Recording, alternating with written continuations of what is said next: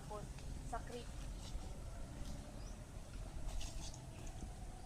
Yung mga basura na imbak dito, yun ang magiging dahilan ng pagbabara ng kanal doon sa bandang doon.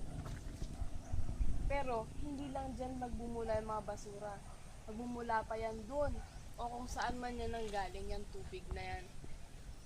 At kung makikita nyo, yung tubig hindi na ganun kalinaw.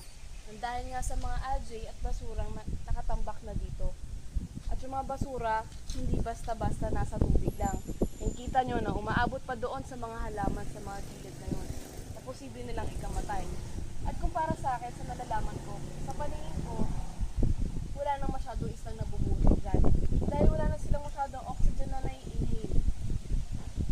Siguro masasabi ko lang sa mga tao, konting disiplina lamang para sa pagtapon natin kung saan-saan. Tulad nito,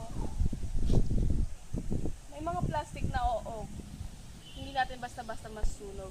Pero kahit yung mga pwede naman natin i-recycle na lang natin. Meron din naman nagtatapon dito ng mga basurang napapanis na nangangamoy na makakapagdulot din ng air pollution o masama din sa kalusugan ng mga tao. Tayo rin naman ang maapektuhan. So sana, tayo lang din na magsimula at magtulong-tulungan upang malinis din to. At kung nakikita nyo naman ang Manila Bay na dati pinaganda ng panahon ni Rizal, ngayon ay napakarumi na. Ito ay isang example lamang ng napakaruming creek na makapagdudulot ng baha while sa nag-overflow na ito during sa bagyo. Maraming salamat sa inyong sa panonood. Magandang araw.